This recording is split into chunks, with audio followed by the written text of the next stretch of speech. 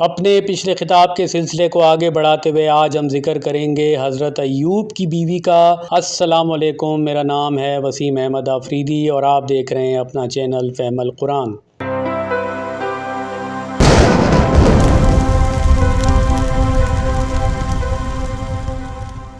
ویسے تو دنیا کے کسی بھی انسان بھلے مرد ہو یا عورت اسے مکمل اچھا یا برا نہیں کہا جا سکتا، کیونکہ ہر انسان اچھائی اور برائی کا ایک مجموعہ ہوتا ہے، لیکن کئی مرتبہ اس کے اندر کی برائی اتنی زیادہ بڑھ چکی ہوتی ہے جس کی وجہ سے وہ اچھائی بہت دور چلی جاتی ہے اور یوں وہ برا کہلایا جانے لگتا ہے۔ حضرت ایوب انسانیت کی بھلائی کی خاطر کسی بہت بڑے کام کی پلاننگ کر رہے تھے اور یہ بات ان کی بیوی کو پسند نہ تھی، کیونکہ وہ خواہشات کی ماری ہوئی ایک عورت تھی اور زندگی کو شغل میلے کی طرح گزارنا چاہتی تھی۔ کیا ضرورت ہے زندگی کو با مقصد بناتے ہوئے ایک درد سر پال کر انسانیت کی بھلائی کے لیے کام کرنا؟ اور اسی وجہ سے اس کی پرسیپشن مکمل الٹ چکی تھی۔ الٹ پرسیپشن کا ذکر ہم نے اپنے پچھلے خطاب میں کیا تھا، جس بابت مزید تفصیل جاننے کے لیے آپ اوپر دیے گئے لنک پر کلک کر کے ویڈیو دیکھ سکتے ہیں۔ بہرکیف اسی الٹی پرسیپشن کے نتیجے میں ایک دن تنگ آ کر آخرکار وہ بچوں سمیت گھر چھوڑ کر چلی گئی۔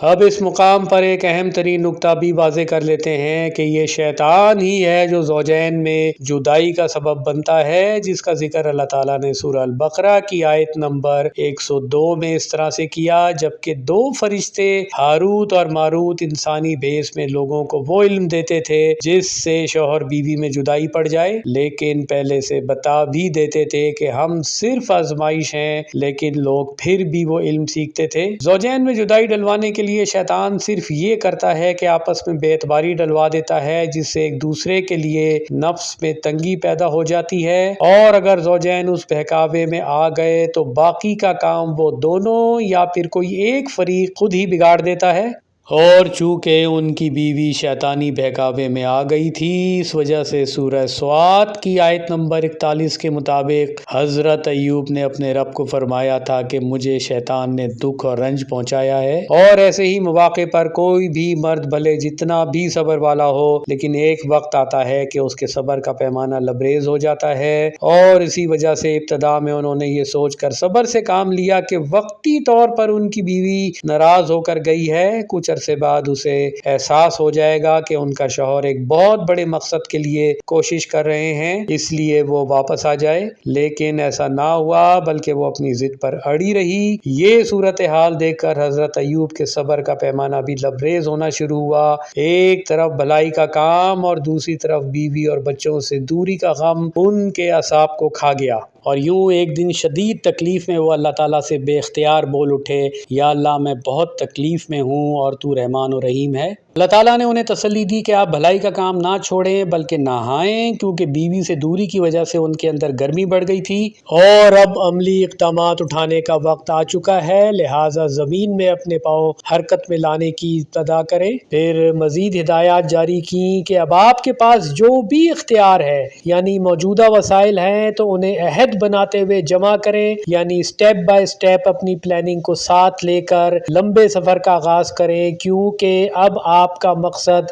وسیع پیمانے پر بھلائی کا کام کرنا ہے، اور اس دوران ہماری بندگی نہیں چھوڑنی ہے، کیونکہ ہم ہی قدم بقدم آپ کے ساتھ رہیں گے۔ جس وقت اس کا مثبت رزلٹ سامنے آ جائے گا تو تبھی آپ کی بیوی کو آپ کی قدر ہوگی اور وہ بچوں سمیت واپس آ جائے گی۔ حضرت ایوب کو یہ سن کر تسلی ہوئی اور انہوں نے معاشرے سے گند صاف کرنا شروع کر دیا۔ وقت گزرنے کے ساتھ ساتھ ان کی کوششوں کے نتیجے میں معاشرے میں بھلائی پھیلنی شروع ہوئی، اور آخرکار وہ عوام الناس میں مشہور ہو گئے، اور یہ شہرت ان کی بیوی تک پہنچی۔ تب جا کر اسے احساس ہوا کہ ان کے شوہر کس بڑے مقصد کو پانے کی کوشش کر رہے تھے، اور پھر احساس شرمندگی کے ساتھ وہ واپس آ گئی۔ اور یوں اللہ تعالیٰ نے حضرت ایوب کو نہ صرف ان کے بیوی بچے واپس کیے بلکہ پوری قوم کے افراد بھی ان کو لیڈر ماننا شروع ہو گئے جو ان کے بچوں کی مانند ہی تھے۔ آج ہمارے معاشرے میں عدم برداشت کا رجحان اس قدر بڑھ چکا ہے کہ ذرا سی بات پر آسان ترین طریقہ اختیار کرتے ہوئے خواتین گھر چھوڑ کر چلی جاتی ہیں، اور اس وقت انہیں ہرگز یہ احساس نہیں ہوتا ہے کہ ان کے پیچھے ان کے شوہر کتنی تکلیف میں مبتلا ہو جاتے ہیں،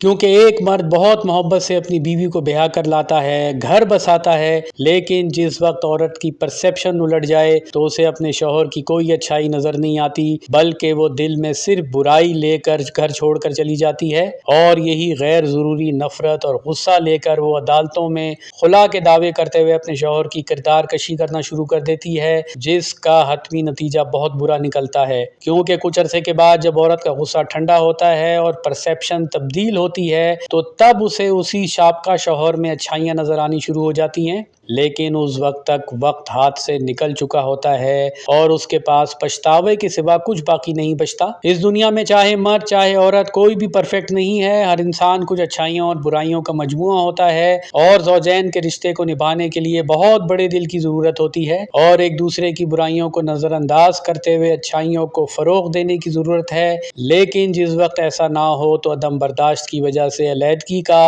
آسان طریقہ نکال لیا جاتا ہے، جو بہت نامناسب بات ہے۔ جہاں تک مزاج کا تعلق ہے تو وہ دو انسانوں کے مختلف ہو سکتے ہیں، مثال کے طور پر حضرت ایوب انٹروورٹ ٹائپ کے غور و فکر کرنے والے صاحب تھے اور ان کی بیوی ایکسٹروورٹ شغل میلہ کرنے والی عورت تھی، اس لیے اس بات کو بھی درست تسلیم کرتے ہوئے آپس میں بحث و مباحثے کی کوئی ضرورت نہیں ہونی چاہیے اور جھگڑا تو بالکل بھی نہیں ہونا چاہیے، کیونکہ اس کا کوئی نتیجہ نہیں نکلتا، مزید بات خرابی ہوتی ہے۔ لہٰذا ایسے حالات میں دونوں پر یہ لازم ہے کہ جسے وہ دونوں ایک دوسرے کی شخصیت کی خامی سمجھ رہے ہوں تو بجائے ایک دوسرے کی شخصیت کو بدلنے یا پھر اپنی مرضی کے مطابق ڈھالنے کے، اس پر یا تو پردہ ڈالتے ہوئے یا پھر حکمت کے ساتھ سمجھتے ہوئے ایک دوسرے کی شخصیت کے اچھے پہلوؤں کو سامنے رکھتے ہوئے گھر کو آگے لے کر چلتے رہیں۔ بصورت دیگر وہ دونوں یا پھر کوئی ایک فریق دوسرے کو ہر وقت شک کی نظر سے ہی دیکھتے ہوئے اس میں برائیاں ہی تلاش کرتا رہے گا